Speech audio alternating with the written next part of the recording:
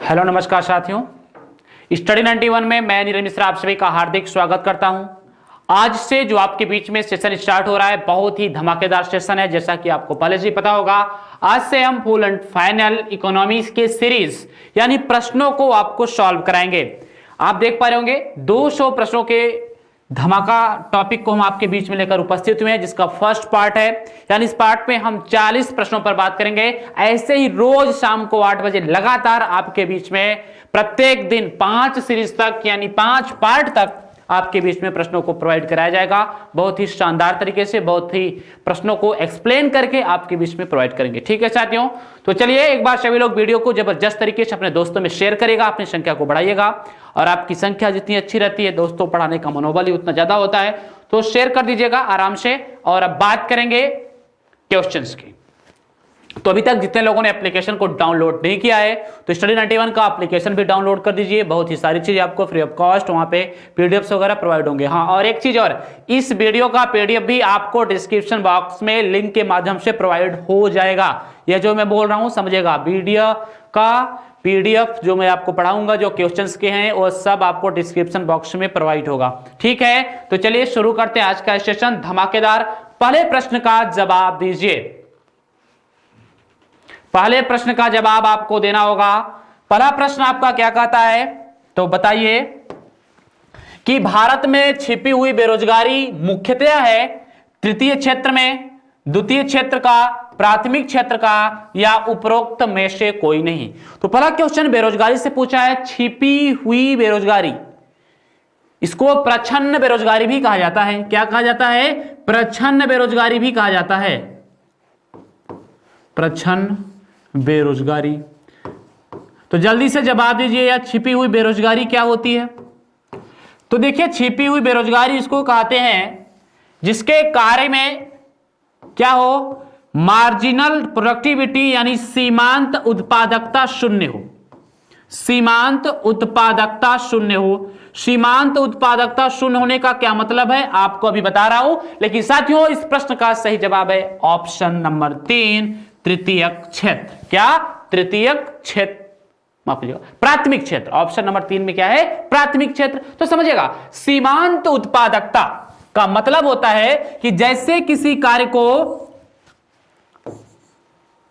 10 व्यक्ति 2 दिन में पूरा कर रहे हैं, जैसे किसी कार्य को 10 व्यक्ति 2 दिन में पूरा कर रहे हैं, और अगर इसमें 15 व्यक्ति लगते हैं फिर भी यह काम 2 दिन में ही पूरा होगा। तो इस जो 5 व्यक्ति हैं, उस 5 व्यक्तियों की जो मार्जिनल प्रोडक्टिविटी यानी एमपी है वह कितना है? 0 है। और सीमांत उत्पादकता अगर 0 होती है तो उसको छिपी हुई बेरोजगारी कहते हैं। यहां आपको दिखता तो नहीं, लेकिन वह बेरोजगारी है। ठीक है, चलिए नेक्स्ट क्वेश्चन का जवाब दीजिएगा। आर्थिक नियोजन किसका विषय है? समवर्ती सूची, राज्य सूची, संघ सूची, या उपरोक्त में से कोई नहीं। यह वही प्रश्न है आपके बीच में जो आपके एग्जाम में पूछे जा चुके हैं या भविष्य में पूछे जाने की संभावनाएं हो, अक्सर आने वाले प्रश्न। तो इस आर्थिक नियोजन जो इकोनॉमी प्लानिंग होता है वह किसके लिए, किस क्षेत्र के अंतर्गत है? तो देखिए भैया, चाहे राज्य सरकार हो चाहे केंद्र सरकार हो, दोनों इकोनॉमिक प्लानिंग पर ध्यान देते हैं, इसलिए यह सब्जेक्ट का पार्ट होगा समवर्ती सूची का। कौन सी सूची का? इकोनॉमी प्लानिंग यानी आर्थिक नियोजन किस क्षेत्र का विषय है? तो समवर्ती सूची का विषय है। नेक्स्ट क्वेश्चन, आराम से जवाब देते रहिए, सारी चीजें बहुत ही आपको स्पष्ट तरीके से समझ में आएंगी। पंचवर्षीय योजना को अंतिम रूप से अनुमोदित कौन करता था? देखिए, कौन करता था, क्यों? क्योंकि पंचवर्षीय योजना अब भारत देश में नहीं चलती है। तो कौन करता था भैया? केंद्रीय मंत्रिमंडल द्वारा, राष्ट्रपति द्वारा, प्रधानमंत्री के सुझाव पर, योजना आयोग द्वारा, या राष्ट्रीय विकास परिषद द्वारा। क्या? पंचवर्षीय योजना को अंतिम रूप से कौन अनुमोदित करता था? तो राष्ट्रीय विकास परिषद के द्वारा अनुमोदन होता था। किसके द्वारा होता था? राष्ट्रीय विकास परिषद के द्वारा। ठीक है, नेक्स्ट, जैसे जैसे अर्थव्यवस्था का विकास होता है वैसे वैसे जीडीपी में तृतीयक क्षेत्र का अंश, तृतीयक क्षेत्र का मतलब होता है सेवा क्षेत्र। क्या? सेवा क्षेत्र। सेवा क्षेत्र ऐसे क्षेत्र को कहते हैं जो अर्थव्यवस्था में प्राथमिक क्षेत्र और द्वितीयक क्षेत्र दोनों को सेवाएं प्रदान करता हो। जैसे बैंकिंग व्यवस्था क्या है? एक सेवा है। बैंकिंग, परिवहन, शिक्षा, चिकित्सा, ये सब क्या है मेरे दोस्त? तो ये सब है सेवा। तो क्या कर रहा है कि जैसे जैसे देश का विकास होता है वैसे वैसे तृतीयक क्षेत्र का अंश क्या है? बढ़ता है, घटता नहीं है, क्या है? बढ़ता है।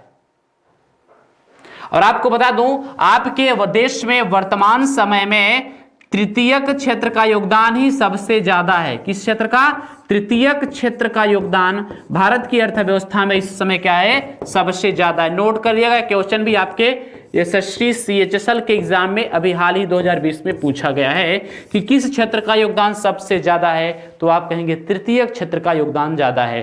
तो तृतीयक क्षेत्र को सेवा क्षेत्र कहते हैं, प्राथमिक क्षेत्र को कृषि क्षेत्र कहते हैं और द्वितीयक क्षेत्र को उद्योग क्षेत्र कहते हैं। सबसे कम योगदान किसका है? प्राथमिक क्षेत्र का है, जो लगभग 16.5% का है। सबसे ज्यादा किस क्षेत्र का योगदान है?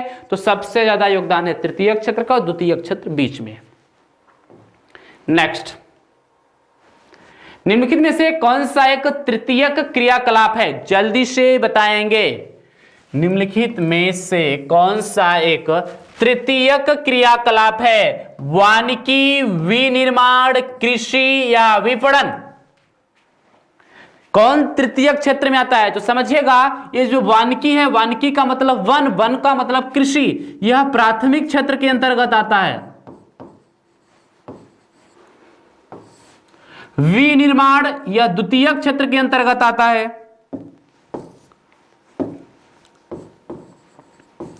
अब तो समझ गए होंगे, सही जवाब दीजिए साथियों, बहुत सही। कृषि किसके अंतर्गत आता है? प्राथमिक क्षेत्र के अंतर्गत आता है। पूछा है तृतीयक क्षेत्र, जो विपणन है वह तृतीयक क्षेत्र के अंतर्गत आता है। प्राथमिक क्षेत्र में कृषि आता है, वानिकी आता है, खनन आता है, उत्खनन आता है, मत्स्य पालन आता है, कुक्कुट पालन आता है। द्वितीयक क्षेत्र में विनिर्माण आता है और एक और एग्जांपल आता है निर्माण। विनिर्माण और निर्माण की कैटेगरी, विनिर्माण में ऐसी वस्तुओं को रखा जाता है जिसका एक बार दोबारा अगर प्रयोग कर लिया जाए, नष्ट होने पर उसका रिसाइकल प्रोसेस हो सके। ठीक है, जैसे लोहे, प्लास्टिक और धातु से जितनी वस्तुएं बनती हैं वे विनिर्माण की कैटेगरी में आती हैं। निर्माण का मतलब है ऐसी वस्तुएं जिसका एक बार अगर इस्तेमाल कर लिया जाए तो उसका दोबारा इस्तेमाल नहीं हो सकता। जैसे पेट्रोलियम, उर्वरक, सीमेंट, कांच की बनी वस्तुएं, चौक की बनी वस्तुएं, यह सब निर्माण की कैटेगरी में आती हैं। बहुत ही शानदार तरीके से दोस्तों मैं आपको बताने और समझाने का प्रयास कर रहा हूं, बट आप अपनी संख्या को इंक्रीज करते रहिए। बहुत ही शानदार सेशन होने वाला है। इकोनॉमी के मैं प्रश्नों की सीरीज स्टार्ट किया हूं ताकि आप अपने आप को चेक कर सके, अपनी प्रिपरेशन कर सके। ठीक है, नेक्स्ट क्वेश्चन नंबर 6। श्रम गहन उद्योग वह है जहां कठिन मानव श्रम की आवश्यकता होती है, श्रमिकों को पर्याप्त मजदूरी दी जाती है, अधिक श्रमिकों को रखा जाता है या श्रमिकों को सुविधाएं उपलब्ध होती हैं। पहले शब्द को पकड़िए, श्रम गहन। श्रम गहन का मतलब होता है जहां अधिक गहनता हो। जहां अधिक गहनता होने का मतलब है कि जहां अधिक श्रमिकों को रखा जाता है उसे श्रम गहन उद्योग कहा जाता है। क्लियर हो गया? जहां अधिक श्रमिकों को रखा जाता है उसको श्रम गहन उद्योग कहते हैं। बहुत इंपॉर्टेंट बात है, नोट करिएगा, यह क्वेश्चन यूपी पीसीएस में भी पूछा जा चुका है। तो आप शब्द से ही पकड़ेंगे, श्रम गहन उद्योग। श्रम गहनता का मतलब ज्यादा होना। चलिए भैया नेक्स्ट क्वेश्चन। कच्छ की खाड़ी में स्थित कांडला निम्न में से किसके लिए प्रसिद्ध है? कांडला क्या है? तो कांडला कच्छ की खाड़ी में स्थित एक बंदरगाह है। क्या है? बंदरगाह है। इसकी शुरुआत कब से की गई थी? तो 1964 से की गई थी। अब पूछ रहा है क्या यह किसके लिए प्रसिद्ध है? तो पानी के जहाज तोड़ने के उद्योग के लिए, हीरा काटने और पॉलिश करने के लिए, निर्यात प्रसंस्करण क्षेत्र के लिए, या परंपरागत कला एवं शिल्प केंद्र के लिए। तो देखिए अगर बंदरगाह है तो बंदरगाह से क्या होता है, वस्तुओं का आयात निर्यात होता है, इसको क्या बोलते हैं, निर्यात प्रसंस्करण क्षेत्र। एक्सपोर्ट प्रोसेसिंग रीजन इसको कहा जाता है। एक्सपोर्ट प्रोसेसिंग रीजन का मतलब होता है, एक्सपोर्टिंग प्रोसेसर रीजन का मतलब निर्यात प्रसंस्करण क्षेत्र। यहां पर वस्तुओं को निर्यात हेतु लाया जाता है, इसलिए इसको निर्यात प्रसंस्करण क्षेत्र के नाम से जाना जाता है। किसको, कांडला को। कहां है, कच्छ की खाड़ी। कच्छ की खाड़ी किस राज्य में है भैया, तो गुजरात में। एक एक बात आप लोग लेते रहिए। गुजरात के मुख्यमंत्री का नाम क्या है, तो गुजरात के मुख्यमंत्री का नाम है विजय रूपाणी। विजय रूपाणी, ठीक है। चलिए नेक्स्ट क्वेश्चन नंबर 8। वर्तमान समय में भारत में कितने मेगा फूड पार्क कार्यरत हैं, पूछ रहा है। 13, 42, 18 या 27। कितने मेगा फूड पार्क कार्यरत हैं? तो वर्तमान समय में भारत में मेगा फूड पार्क कार्यरत हैं कितने, 18। बहुत सही जवाब। कुछ लोग जवाब दे भी नहीं रहे हैं। तो कितने मेगा फूड पार्क हैं, 18 जो चल रहे हैं, कार्यरत हैं, एक बार शेयर करिएगा। और 42 मेगा फूड का अनुमोदन है। कितने का अनुमोदन है का मतलब इतने बनने हैं। और इसकी शुरुआत कब से की गई मेगा फूड पार्क की, तो 2008 से क्या हो गई, इसकी शुरुआत हुई मेगा फूड पार्क की। अगर पूछे कि भारत का पहला मेगा फूड पार्क, बताइएगा जल्दी से कमेंट्स करके, पहला मेगा फूड पार्क जहां वस्तु की प्रोसेसिंग, माफ कीजिएगा, जो आपके खाद्य चीजें होती है उसकी प्रोसेसिंग होती है, उसको मेगा फूड पार्क कहा जाता है। हमेशा के लिए, लंबे समय के लिए संरक्षित करने के लिए प्रसंस्करण का कार्य होता है। तो देखिए भारत का पहला मेगा फूड पार्क है श्रीनी। नोट करिएगा, ये पूछा जा चुका क्वेश्चन है। Srini mega food park, Bharat का पहला mega food park Srini mega food park. अब बता दीजिए कहां पर है, जल्दी से कमेंट्स करिएगा किस राज्य में है। तो श्रीनी मेगा फूड पार्क जो है वह है चित्तूर, जिला का नाम है चित्तूर और राज्य का नाम है आंध्र प्रदेश। कब बना, तो 2009 में भारत का पहला mega food park Srini mega food park Chittoor Andhra Pradesh. ठीक, कुल कितने कार्यरत हैं, 18। अगर पूछे मध्य भारत का मेगा फूड पार्क, ये भी इंपॉर्टेंट है, कई बार क्वेश्चन आ चुका है। मध्य भारत का, देखिए भैया मध्य भारत का पहला मेगा फूड पार्क बनाए कहां, एमपी के कहां पर, विदिशा में, मध्य प्रदेश के विदिशा में। और नाम क्या है, अवंती मेगा फूड पार्क। क्या, Avanti mega food park. Note करिएगा क्योंकि मेगा फूड पार्क से संबंधित क्वेश्चन आपके एग्जाम में आते हैं और आपको फंसाएंगे। कभी इसके बाद कुछ क्वेश्चन बाहर का नहीं बनेगा। अवंती मेगा फूड पार्क, यह अवंती मेगा फूड पार्क कहां है पता है, यह है विदिशा में। विदिशा का मतलब मध्य प्रदेश। चलिए ठीक है, नेक्स्ट चलते हैं। जवाब देंगे क्वेश्चन नंबर 9 का। जोखिम पूंजी से क्या तात्पर्य है, जोखिम पूंजी, वेंचर कैपिटल इसको इंग्लिश में बोलते हैं। वेंचर कैपिटल यानी जोखिम पूंजी से क्या तात्पर्य है, तो सभी लोग बताएंगे जोखिम पूंजी से क्या तात्पर्य है भाई। उद्योगों को उपलब्ध कराई गई अल्पकालिक पूंजी, नए उद्यमियों को उपलब्ध कराई गई पूंजी, हानि की भरपाई के लिए दी जाने वाली पूंजी, या इनमें से कोई नहीं, बताइए। तो देखिए भैया जोखिम पूंजी वह पूंजी होती है जहां रिस्क हो। रिस्क का मतलब है कि जो प्रथम उद्योग के लिए पैसा लगाया जाता है उसमें रिस्क होता है। जैसे मान लीजिए आपको ये मोबाइल बनाने वाली कंपनी खोलना है, तो मोबाइल बनाने वाली कंपनी में जो पैसा लगाया जाता है उसको वेंचर कैपिटल्स कहते हैं, जोखिम पूंजी, क्योंकि वहां पे रिस्क है। क्या रिस्क है, वह काम होगा नहीं होगा, कंपनी चलेगी या नहीं चलेगी। इसका मतलब है नए उद्यमियों को उपलब्ध कराई जाने वाली पूंजी को क्या बोलते हैं, वेंचर कैपिटल्स यानी जोखिम पूंजी कहा जाता है। 10 का जवाब देंगे।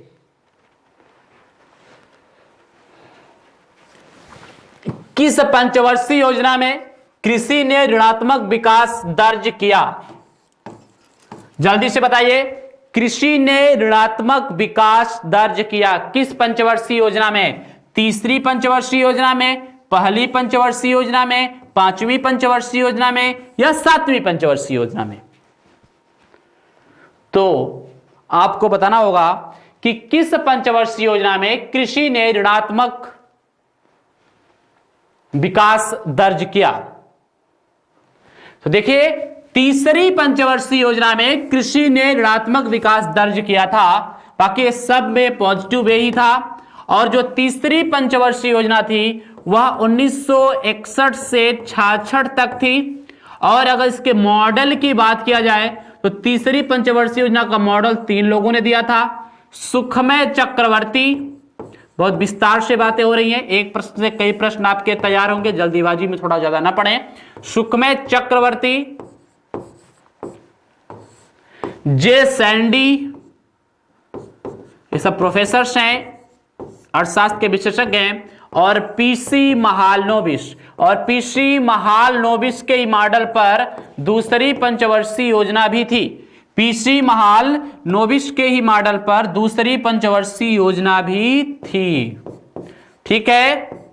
और 1964 में एक क्वेश्चन और बनेगा, हो सकता है कि आज के ही सीरीज में हो। 1964 में Bokaro iron and steel company की स्थापना हुई थी। ये पूछता है किस पंचवर्षीय योजना के अंतर्गत स्थापित हुई थी, तो आप कहेंगे तीसरी पंचवर्षीय योजना के अंतर्गत। क्या? Bokaro iron and steel company.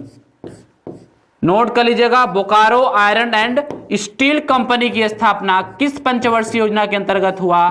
तो Bokaro iron and steel company की स्थापना तीसरी पंचवर्षीय योजना के अंतर्गत 1964 में। किस देश के सहयोग से? तो सोवियत संघ के सहयोग से, रूस, सोवियत संघ के सहयोग से। ठीक है, तो इसका सही जवाब है तीसरी पंचवर्षीय योजना में कृषि विकास दर ऋणात्मक रही। इसका कारण क्या रहा? इसका कारण रहा सूखा, अकाल। नेक्स्ट, किसान क्रेडिट कार्ड योजना का प्रारंभ कब किया गया था? किसान क्रेडिट कार्ड का मतलब जो केसीसी स्कीम है उसकी शुरुआत कब की गई? आपके एग्जाम का प्रश्न है। 2005, 1998, 2002 या 1995? बताइए। किसान क्रेडिट कार्ड इसकी शुरुआत हुई थी 1998 में। बहुत सारे साथियों, एक बार सभी लोग शेयर करेंगे जबरदस्त तरीके से। इसकी शुरुआत कब हुई थी? 1998 में। और यशवंत सिन्हा के माध्यम से हुई थी। यशवंत सिन्हा उस समय देश के क्या थे? वित्त मंत्री थे। और किसान क्रेडिट कार्ड के माध्यम से किसानों को ऋण प्रदान किया जाता है, कोई फसल को बढ़ाने के लिए, फसल में पैसे को खर्च करने के लिए। इसमें एक सिस्टम है, अगर 6 माह के अंदर अगर ऋण अदायगी कर दी जाए, अगर 6 माह के अंदर ऋण अदायगी कर दी जाए तो ब्याज नहीं लगता है। कर दी जाए तो ब्याज नहीं लगता है, ब्याज नहीं लगता है। और एक काम और किया गया, क्या जानते हैं? 2012 से, कब से? 2012 से केसीसी वालों को डेबिट कार्ड भी दिया जा रहा है। कौन सा कार्ड? डेबिट कार्ड, जो एटीएम कार्ड जैसा है ना, ये डेबिट कार्ड दिया जा रहा है जिसके माध्यम से वो अपने पैसे को डेबिट कर सकते हैं। तो किसानों के लिए व्यवस्था है भाई। चलिए नेक्स्ट क्वेश्चन। संयुक्त राष्ट्र मानव विकास सूचकांक किसके द्वारा विकसित किया जाता है? जो ह्यूमन डेवलपमेंट इंडेक्स है। क्या? ह्यूमन डेवलपमेंट इंडेक्स, मानव विकास सूचकांक, वह किसने दिया था? जगदीश भगवती, महबूब उल हक, अमर्त्य सेन या इनमें से कोई नहीं? तो भैया उसको दिया था महबूब उल हक। और यह पाकिस्तान के अर्थशास्त्री थे। कहां के? पाकिस्तान के। Next question, question number 13। वैश्विक वित्तीय स्थिरता रिपोर्ट किसके द्वारा तैयार की जाती है? जल्दी से बताइए। वैश्विक वित्तीय स्थिरता रिपोर्ट किसके द्वारा तैयार की जाती है? यूरोपीय केंद्रीय बैंक, अंतर्राष्ट्रीय मुद्रा कोष, अंतर्राष्ट्रीय पुनर्निर्माण एवं विकास बैंक, आर्थिक सहयोग तथा विकास संगठन। तो वैश्विक वित्तीय स्थिरता रिपोर्ट कौन जारी करता है?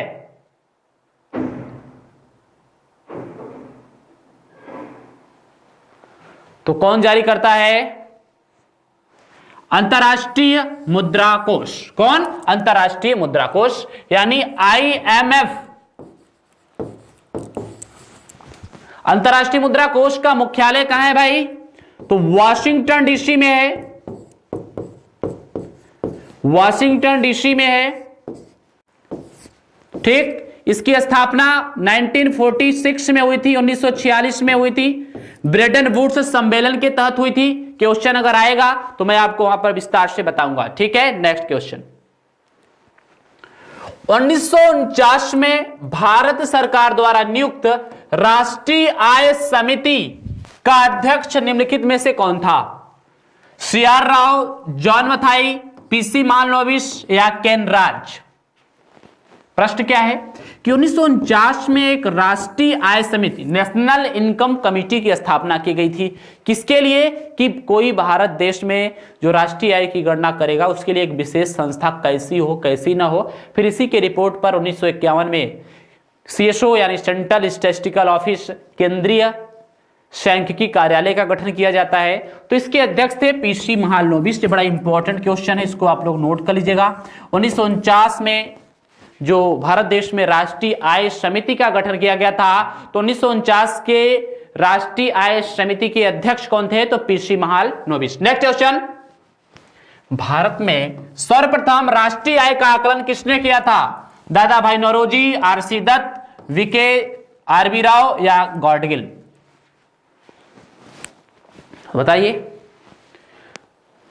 देखिए इसका सही जवाब है दादा भाई नौरोजी। और दादा भाई नौरोजी ने बहुत पहले किया था। कब किया था? 1867-68 में किया था। और उस समय उन्होंने भारत की पर कैपिटा इनकम यानी प्रति व्यक्ति आय कितना बताई थी? लगभग 20 रुपए बताई थी। लगभग नहीं, मतलब 20 रुपए बताया था। और दादा भाई नौरोजी को ही भारत का प्रथम आर्थिक चिंतक कहा जाता है। नोट करिएगा, भारत का प्रथम आर्थिक चिंतक। तो भारत का प्रथम आर्थिक चिंतक किसे कहा जाता है? तो भारत का प्रथम आर्थिक चिंतक कहा जाता है दादा भाई नौरोजी को, क्योंकि दादा भाई नौरोजी ने ही भारत में सबसे पहले राष्ट्रीय आय की गणना की थी 1867-68 में। उसमें उन्होंने 20 रुपए बताया था। ठीक है, नेक्स्ट क्वेश्चन। भारत में बेरोजगारी से संबंधित मुद्दों का अध्ययन किया जाता है। भारत में बेरोजगारी से संबंधित मुद्दों का अध्ययन किसके अंतर्गत किया जाता है? व्यष्टि स्तर पर, समष्टि स्तर पर, व्यष्टि और समष्टि दोनों पर, या इनमें से कोई नहीं? देखिए साथियों, जो व्यष्टि और समष्टि है, पहले इसको देख लीजिएगा। कुछ लोग बड़े जल्दीबाजी में होंगे तो कोई बात नहीं, जो जल्दीबाजी में उनके लिए भाई माफी चाहता हूं। व्यष्टि स्तर और समष्टि स्तर, ये दो चीजें होती हैं। ये व्यष्टि और समष्टि जो पार्ट है, यह अर्थशास्त्र का दो भाग होता है। अर्थशास्त्र के दो प्रकार होते हैं। कौन? व्यष्टि और समष्टि। व्यष्टि अर्थशास्त्र में सिर्फ 3 ही चीजें आती हैं। इन तीनों को याद कर लोगे तो बाकी सब समष्टि में आती हैं। व्यष्टि अर्थशास्त्र में आता है उपभोग, इसको उपभोक्ता व्यवहार सिद्धांत भी कहते हैं। एक आता है उत्पादन, इसको उत्पादक व्यवहार सिद्धांत भी कहा जाता है। क्या कहा जाता है? उत्पादक व्यवहार सिद्धांत। और एक होता है प्राइस डिसाइड यानी कीमत निर्धारण या कीमत निर्धारण सिद्धांत। यह तीनों व्यष्टि अर्थशास्त्र का पार्ट है। अब तो समझ गए होंगे कि बेरोजगारी किसमें आती है? समष्टि अर्थशास्त्र में।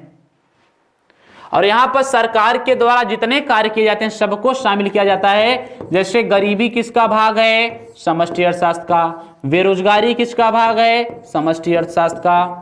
बैंकिंग व्यवस्था किसका भाग है? समष्टि अर्थशास्त्र का। मतलब ये सभी कार्य जो एक सरकार करती है, परिवहन, वो सब किसका भाग है? वो सब व्यष्टि अर्थशास्त्र का भाग है। बजट बनाती है, योजना बनाती है, वो सब किसके अंतर्गत आता है? वह सब आता है समष्टि अर्थशास्त्र के अंतर्गत। ठीक है, नेक्स्ट क्वेश्चन। बंद अर्थव्यवस्था वह अर्थव्यवस्था है जिसमें मुद्रा पूर्ति नियंत्रित हो, घाटे की वित्त व्यवस्था होती हो, केवल निर्यात होता है, न तो निर्यात और न ही आयात होता है। बंद का मतलब होता है क्लोज्ड। यदि दो देशों के बीच किसी भी प्रकार का कोई भी आयात निर्यात नहीं है तो उसको क्या बोला जाता है? बंद अर्थव्यवस्था। तो किसी भी प्रकार का अगर कोई वित्तीय संबंध नहीं है, फाइनेंशियल प्रोसेस में नहीं है, तो वह सब बंद अर्थव्यवस्था की श्रेणी में आएंगे। और एक चीज और, दुनिया के कोई भी देश वर्तमान समय में बंद अर्थव्यवस्था की श्रेणी में नहीं आता है। इसको भी एकदम नोट करके रखिएगा। दुनिया का कोई भी देश वर्तमान समय में बंद अर्थव्यवस्था की श्रेणी में नहीं आता है।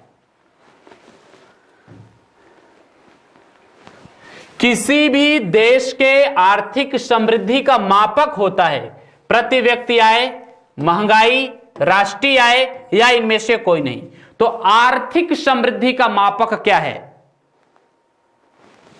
किसी भी देश के अंदर आर्थिक समृद्धि का मापक, ये सब क्वेश्चन जो आप पढ़ रहे हैं ना, यह सब क्वेश्चन कहीं ना कहीं एग्जाम में आए हुए हैं और अक्सर आपके एग्जाम में आते हैं। और इसका सही जवाब है प्रति व्यक्ति आय। जिस देश की प्रति व्यक्ति आय ज्यादा होती है वो आर्थिक समृद्धि उसकी और ज्यादा मानी जाती है। नेक्स्ट, ये बड़ा इंपॉर्टेंट पार्ट है भैया।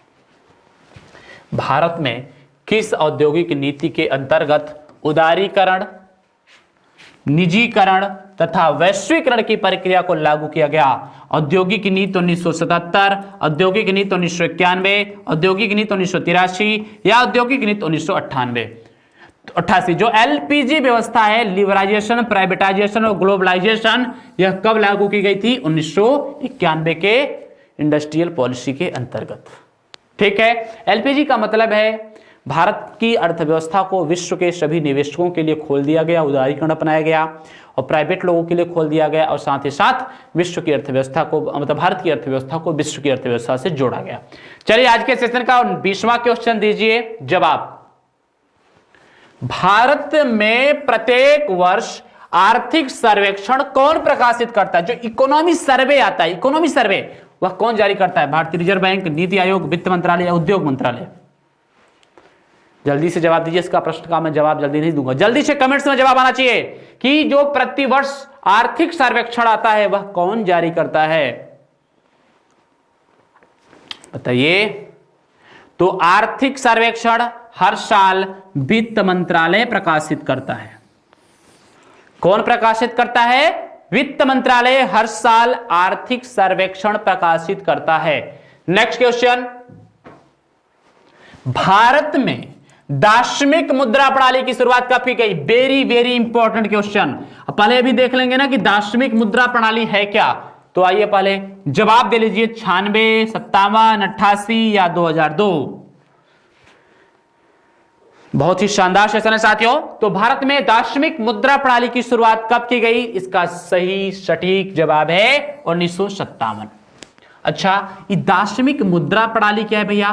तो 10 के गुणज में मुद्रा का गणना, 10 के गुणज में, जो आज वर्तमान समय गुणज होता ना वह 10 का ही होता है। 10 के गुणज में मुद्रा की गणना।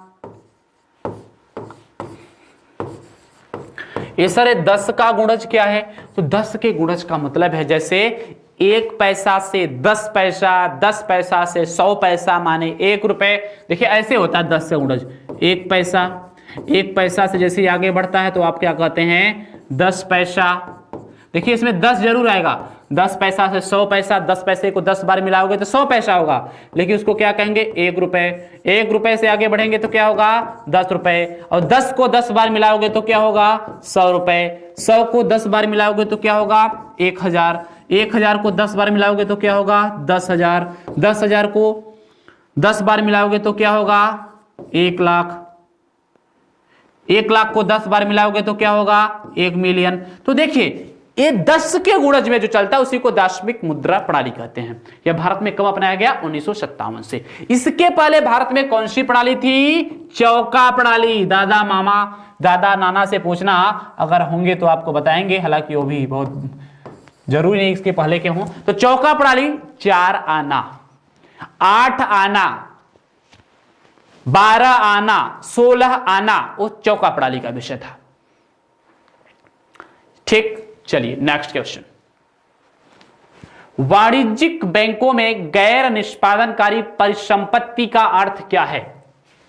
वाणिज्यिक बैंकों में गैर निष्पादनकारी परिसंपत्ति का मतलब होता है नॉन परफॉर्मिंग एसेट। एनपीए का नाम तो सुना होगा, उसका मतलब क्या है आपका प्रश्न है।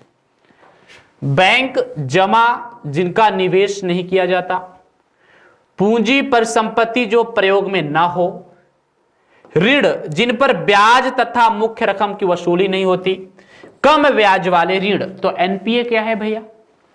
तो एनपीए वह है कि जैसे बैंक ने किसी को ऋण दे दिया, वह न तो उसका जमा दे रहा है न ही ब्याज दे रहा है। तो कहने का मतलब है यह एक प्रकार का ऋण है जिस पर न तो ब्याज कभी मिला हो न ही मुख्य रकम मिली हो, इसको एनपीए कहा जाता है। और वर्तमान समय में यह भारतीय अर्थव्यवस्था का सबसे बड़ी संकट का प्रश्न है बैंकों के लिए, एनपीए, क्योंकि लोग ऋण लेते रहे हैं लेकिन जमा नहीं कर रहे हैं। इसमें कृषि ऋण का भी बड़ा योगदान होता है एनपीए में। सरकारी लोक लुभावने विज्ञापन, मतलब आप चुनाव के पहले मैनिफेस्टो जारी कर दिए कि हम ऋण माफ करेंगे, ऐसा करेंगे, वैसा करेंगे, तो लोग क्या करते हैं, ऋण लेते हैं, जमा ही नहीं करते। इससे देश का बड़ा नुकसान होता है। Next question. भारत के राष्ट्रीय शेयर बाजार का मुख्यालय, राष्ट्रीय शेयर बाजार का मतलब होता है नेशनल स्टॉक एक्सचेंज, एनएसई। इसका मुख्यालय कहाँ है भैया? दिल्ली, कोलकाता, मुंबई या लखनऊ। तो नेशनल स्टॉक एक्सचेंज का जो संवेदी सूचकांक है, कभी कभी सूचकांक भी पूछ लेता है, तो नेशनल स्टॉक एक्सचेंज का जो संवेदी सूचकांक है वह है निफ्टी। क्या है? निफ्टी है। और बॉम्बे स्टॉक एक्सचेंज यानी जो बीएसई का संवेदी सूचकांक है वह है सेंसेक्स। सॉरी, क्या है? सेंसेक्स है। बॉम्बे स्टॉक एक्सचेंज का जो संवेदी सूचकांक है वह है सेंसेक्स, और दोनों का मुख्यालय कहां है? मुंबई में है। और यह आपके एशिया का सबसे पुराना स्टॉक एक्सचेंज है। इसकी स्थापना 1875 में की गई थी। स्वतंत्रता के बाद 1954 में इसको स्टॉक एक्सचेंज का दर्जा भारत सरकार ने प्रदान किया। किसको? बॉम्बे स्टॉक एक्सचेंज को। नेक्स्ट क्वेश्चन क्या पूछ रहा है? मूल्य वर्धित कर के संबंध में कौन सा कथन सही नहीं है? मूल्य वर्धित कर का मतलब वैल्यू एडेड टैक्स, वैट से संबंधित कौन सा कथन सही नहीं है? इसकी भारत में इसकी शुरुआत 2003 से की गई। वैट लागू करने वाला आखिरी राज्य उत्तर प्रदेश है। वैट राज्यों के द्वारा लिया जाने वाला कर है। वैट लागू करने वाला प्रथम राज्य मुंबई है। अब इसका सही जवाब कहां से निकल करके आएगा? क्या पूछा है? नहीं, कौन सही नहीं है? तो वैट की शुरुआत 2003 से की गई, ये सही है। वैट लागू करने वाला आखिरी राज्य उत्तर प्रदेश है, सही है। कब लागू किया? 2008 जनवरी में। वैट राज्यों के द्वारा लिया जाने वाला कर है, बिल्कुल सही है। आपका चौथा ऑप्शन गलत है भैया। वैट लागू करने वाला प्रथम राज्य क्या है? हरियाणा है। हरियाणा है। अब तो ज्यादातर वस्तुओं को जीएसटी में इंक्लूड कर दिया गया है, लेकिन वैट जिस पर जीएसटी नहीं उस पर वैट लगता है, राज्य सरकारें अपना लगाती हैं। यह हरियाणा सबसे पहले शुरू किया था 2003 में, अब लगभग हर राज्य में। Next question. वर्तमान समय में 15वें वित्त आयोग का अध्यक्ष निम्न में से कौन है? एक क्वेश्चन वैसे ही है जो आपके एग्जाम में आते हैं और आपको परेशान करते हैं। तो 15वें वित्त आयोग के अध्यक्ष कौन है? केसी नियोगी, एनके सिंह, वाईवी रेड्डी, के संथानम। तो पहले समझिएगा सारे वित्त आयोग क्या है। पहली बात तो वित्त आयोग एक संवैधानिक संस्था है। इसका उपबंध आर्टिकल 280 में किया गया, अनुच्छेद 280 में किया गया है, और कहा गया है कि हर 5 वर्ष में राष्ट्रपति वित्त आयोग का गठन करेगा, जिसमें एक अध्यक्ष होगा। क्या होगा? एक अध्यक्ष होगा और 4 सदस्य होंगे। ठीक है, अब इसका कार्य क्या होता है सर? तो वित्त आयोग का कार्य क्या है? अब तो समझ गया गया है कैसी संस्था है? कॉन्स्टिट्यूशनल इंस्टीट्यूट है, संवैधानिक संस्था। ये भी कई बार एग्जाम में पूछता है भैया, तो समझ लो सारी चीज एक ही वीडियो में, बाद में पढ़ने की जरूरत क्यों पड़े। इसका कार्य है राजस्व बंटवारा। राजस्व का मतलब होता है धन, या टैक्सेस जो आते हैं गवर्नमेंट के बीच, यह क्या करता है, केंद्र सरकार और राज्यों के बीच बंटवाने का काम करता है। और 15वें वित्त आयोग के अध्यक्ष हैं एनके सिंह जी।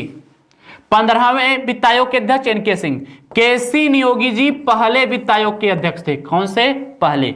वाईबी रेड्डी 14वें वित्त आयोग के अध्यक्ष थे। के संथानम दूसरे वित्त आयोग के अध्यक्ष थे। समझ में आ गया? वर्तमान समय कौन सा वित्त आयोग चल रहा है? 15वां। कब से कब तक? 2020 से 2025 तक। चलिए नेक्स्ट, भारतीय आयोग। देखिए क्वेश्चन आ गया ना, भारतीय संविधान के किस अनुच्छेद में वित्त आयोग के गठन का प्रावधान है? 210, 112, 280 या 102? जल्दी से बताइए। इसका सभी लोग कमेंट्स करेंगे भैया, इसको तो मैं बताऊंगा ही नहीं। अभी मैंने बता दिया तो आप लोग जवाब देते रहिए कि भारतीय संविधान के किस अनुच्छेद में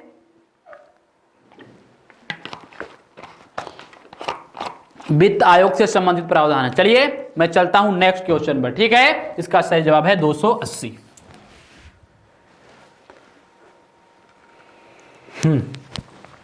भारत में निम्नलिखित में से कौन राजकोषीय नीति निर्धारित करता है? कौन सी नीति? राजकोषीय नीति।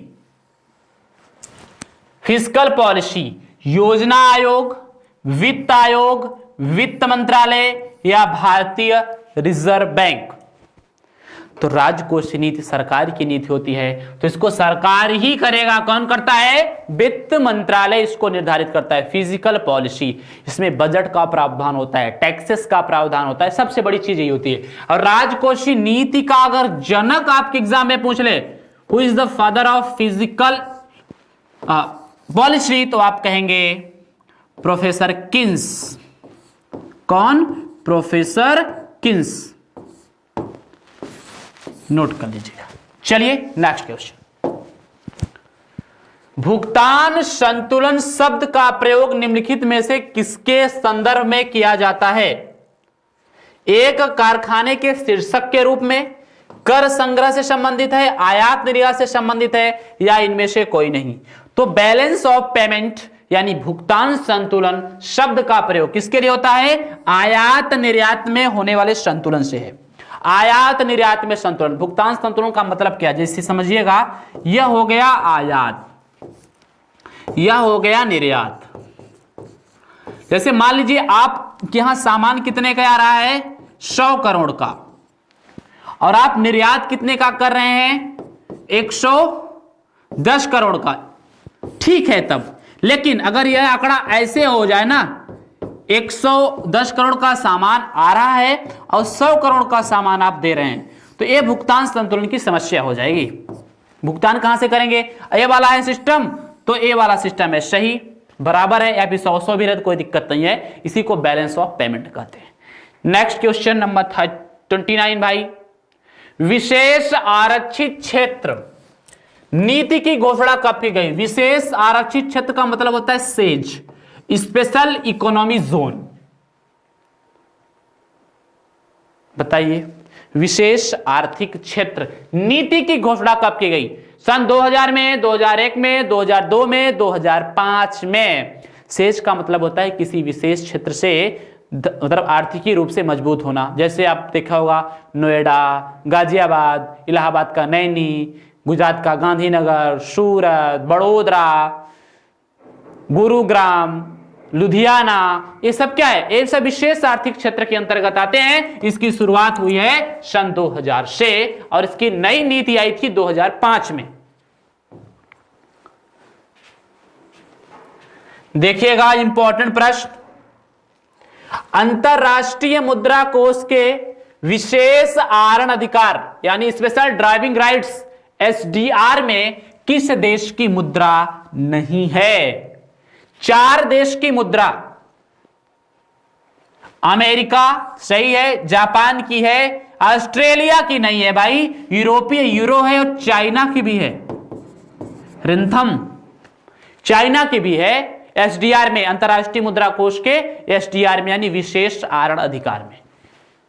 नेक्स्ट क्वेश्चन, विश्व आर्थिक मंच का मुख्यालय कहां स्थित है? वाशिंगटन डीसी, जेनेवा, रोम या इनमें से कोई नहीं?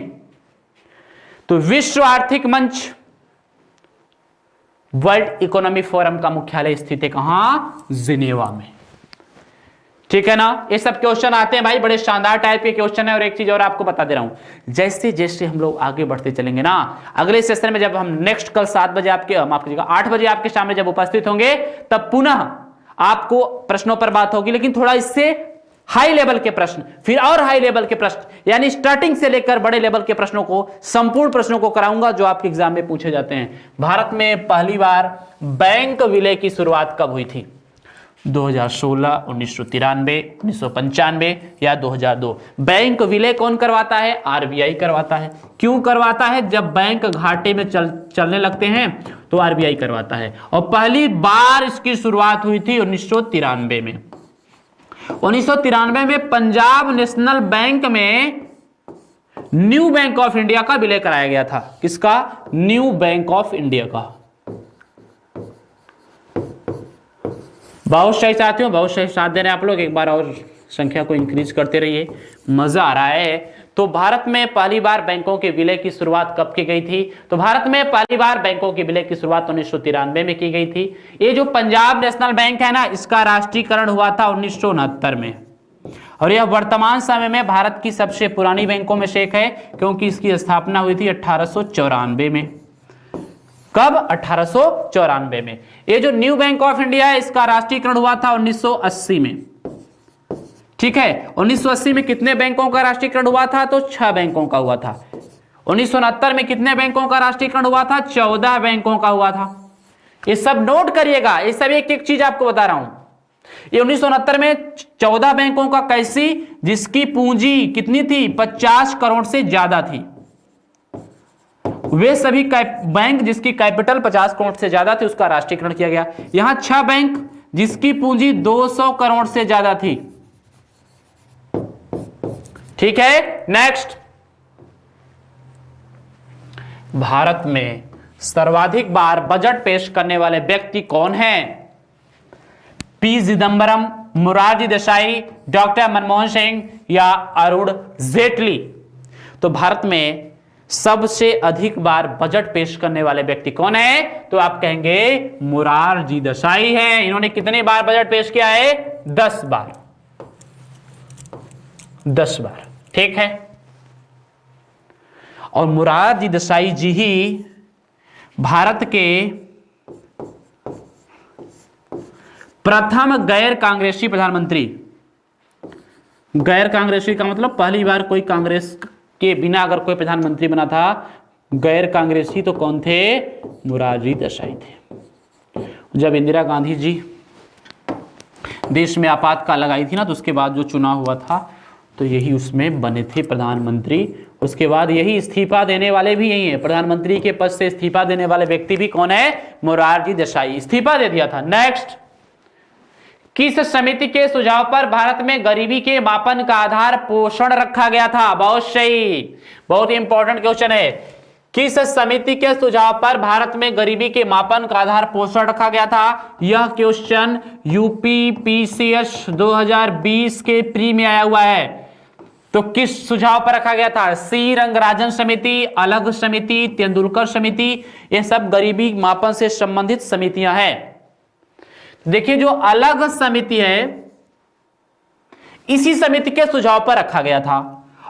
और इन्होंने पोषण में बताया कि जो शहरी क्षेत्र है ना, इन्हीं समिति अलग, इस समिति का गठन कब हुआ था? 1977 में।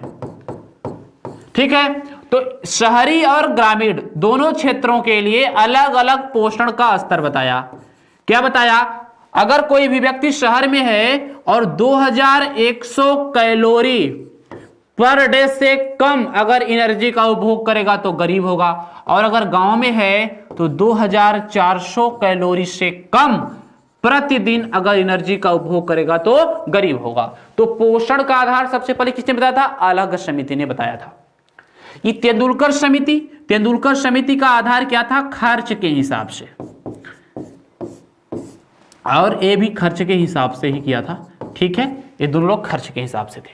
नेक्स्ट क्वेश्चन, निम्न में से कौन सी विधि भारत के राष्ट्रीय आय मापन में प्रयुक्त नहीं होती? चलिए, अगर नहीं पढ़ा इकोनॉमी वाला सेक्शन राष्ट्रीय आय तो जाकर के पढ़ लेना, वीडियो पढ़ा है वहां पे। निम्न में से कौन सी विधि भारत के राष्ट्रीय आय मापन में प्रयुक्त नहीं होती? तो भारत के राष्ट्रीय आय मापन में सिर्फ और सिर्फ 3 विधियां ही कार्य करती हैं, और उन 3 विधियां कौन कौन सी हैं? उत्पादन विधि, आय विधि और व्यय विधि। ये विक्रय विधि नहीं है भाई। प्रोडक्शन मेथड, इनकम मेथड और एक्सपेंडिचर मेथड, भारत में राष्ट्रीय आय मापन की 3 विधियां हैं। और भारत में राष्ट्रीय आय कौन मापता है? एनएसओ, राष्ट्रीय सांख्यिकी कार्यालय, नेशनल स्टैटिस्टिकल ऑफिस। इसका गठन कब किया गया? तो इसका गठन किया गया 23 मई 2019 को। चलिए नेक्स्ट क्वेश्चन, भारत में थोक मूल्य सूचकांक की गणना कौन करता है? थोक मूल्य सूचकांक, WPI, होलसेल प्राइस इंडेक्स, यह मुद्रास्फीति से संबंधित है। मुद्रास्फीति वाले चैप्टर को अगर नहीं पढ़ा है तो मैंने पढ़ाया है, जाकर के देख सकते हैं। तो राष्ट्रीय सांख्यिकी कार्यालय करता है, आर्थिक सलाहकार कार्यालय करता है, नीति आयोग करता है, उद्योग मंत्रालय करता है। तो देखिए WPI की गणना जो करता है ना, वह आर्थिक सलाहकार कार्यालय करता है, वाणिज्य एवं उद्योग मंत्रालय के अंतर्गत। WPI मतलब थोक मूल्यों के कीमतों में होने वाले उतार चढ़ाव को मापता है। और इस थोक मूल्यों के वस्तुओं की कीमतों में इस समय WPI में 697 वस्तुओं को शामिल किया गया है। कितने गुड्स हैं WPI में? 697। यह क्या है? यह महंगाई को मापता है WPI। और भारत में एक और महंगाई मापी जाती है CPI, जो खुदरा कीमतों में वृद्धि को मापता है। इसकी गणना NSO द्वारा होती है। किसके द्वारा होती है? NSO द्वारा। लेकिन WPI की गणना कौन करता है? आर्थिक सलाहकार कार्यालय। और भारत में WPI की शुरुआत कब से की गई है? 1942 से। इसका एक बेस ईयर होता है, आधार वर्ष। ये सारी बातें मैंने क्लासेस में बता रखी है, तो जाकर के देख सकते हैं। 2011-12 मौद्रिक नीति समिति में सदस्यों की कुल संख्या कितनी होती है? 5, 6, 7, 8। MPC, मॉनेटरी पॉलिसी कमेटी, मौद्रिक नीति समिति में सदस्यों की कुल संख्या कितनी होती है? तो होती है कितनी? 6। MPC में 6 सदस्य होते हैं। 3 सदस्य होते हैं रिजर्व बैंक ऑफ इंडिया के, 3 सदस्य होते हैं गवर्नमेंट ऑफ इंडिया के, भारत सरकार के। ठीक। और एक कार्य क्या करता है? तरलता को नियंत्रित करता है। तरलता क्या होती है? खूब पढ़ाया है, जाकर पढ़ो। तरलता को नियंत्रित कर दी है। मौद्रिक नीति का एक चैप्टर ही आपके बीच में डाल रखा है पिछले 5-6 दिन पहले, तो आप जाकर के पढ़ सकते हैं। तरलता का मतलब होता है आपके पास जो मुद्रा है उसको तरलता कहते हैं। नेक्स्ट क्वेश्चन, निम्न में से कौन सा देश ब्रिक्स का सदस्य नहीं है? ब्रिक्स का सदस्य नहीं है। तो ब्रिक्स का सदस्य नाम याद करने के लिए बहुत रटने की आवश्यकता नहीं है। ब्रिक्स, ये हो जाएगा ब्राजील। क्या पूछा? कौन सदस्य नहीं है? R से हो जाएगा रूस, रसिया। I से हो जाएगा इंडिया, भारत। C से हो जाएगा चाइना यानी चीन। S से हो जाएगा साउथ अफ्रीका यानी दक्षिण अफ्रीका। ऑप्शन मार दो, C सही है। क्या? अमेरिका। कुछ नहीं याद करना, बस समझते रहो। बस अमेरिका जो है वह ब्रिक्स का सदस्य नहीं है। बहुत सही साथियों, एक बार सभी लोग और शेयर करेंगे। और एक बार पुनः बता देना चाहता हूं, प्रत्येक दिन 8 बजे हम लोग अब लगातार प्रश्नों की सीरीज को सॉल्व करेंगे। 200 अति महत्वपूर्ण प्रश्न इंडियन इकोनॉमी के जो आपके एग्जाम में आते हैं अक्सर। और इस सीरीज को पूरा पढ़ लोगे, इसके बाहर एक भी प्रश्न नहीं पूछा जाएगा। ठीक है। नेक्स्ट क्वेश्चन, भारत की पहली किसान रेल कहां से कहां तक चली? एक करंट बेस्ड क्वेश्चन है, लेकिन है मेरे इकोनॉमी का। भारत की पहली किसान रेल कहां से कहां तक चली? इलाहाबाद से कोलकाता, आंध्र प्रदेश से दिल्ली, देवलाली से दानापुर या पंजाब से केरल? तो भारत की पहली किसान रेल 7 अगस्त 2020 को देवलाली से दानापुर के बीच चली। यह भी आपके यूपी PCS 2020 प्री का क्वेश्चन है। देवलाली कहां है भैया? नासिक। नासिक मतलब महाराष्ट्र। और दानापुर कहां है? बिहार में है। ये सर किसान रेल क्या होती है? किसान रेल की बात इस साल के बजट में की गई थी। क्या? इस साल के बजट में किसान रेल की बात की गई थी और किसानों के जल्दी खराब होने वाले उत्पाद दूध, मांस, मछली, अंडा, फल फूल को एक स्थान से दूसरे स्थान पर ले जाने के लिए किसान रेल की शुरुआत। ये दूसरी किसान रेल चली थी कहां? आंध्र प्रदेश से दिल्ली के आजाद मार्केट तक। कौन सी वाली? दूसरी। नेक्स्ट क्वेश्चन, और आज के इस सेशन का सबसे आखिरी क्वेश्चन आपके बीच में मैं प्रोवाइड कर रहा हूं, तो प्लीज एक बार सभी लोग वीडियो को शानदार तरीके से शेयर करेंगे और कल 8 बजे आना ना भूलें, क्योंकि प्रश्नों का लेवल कल इससे ज्यादा हाई होगा। एपी कल्चर का संबंध किससे है? मत्स्य पालन, मधुमक्खी पालन, सब्जियों का पालन, या इनमें से कोई नहीं? तो एपी कल्चर का संबंध है मधुमक्खी पालन से। इस मत्स्य पालन का संबंध ना पीसी कल्चर से होता है। किससे होता है? PC culture. अगर कल्चर की भाषा में बात करें तो पीसी कल्चर, और क्रांति में बात करें तो नीली क्रांति। सब्जियों का उत्पादन होता है ओलेरी कल्चर।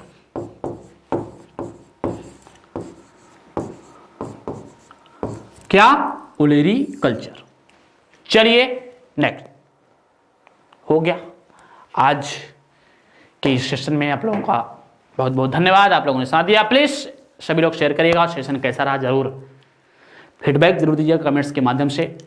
कुछ लोगों को लगा होगा सर तेज चल रहे हैं, कुछ लोगों को लगा होगा सर स्लो चल रहे हैं, तो दोस्तों सिस्टम से ही पढ़ाए जाते हैं। अब मिलते हैं फिर नेक्स्ट क्लास में। कल ठीक 8 बजे पुनः मुलाकात होगी। Thank you, best of luck, जय हिंद।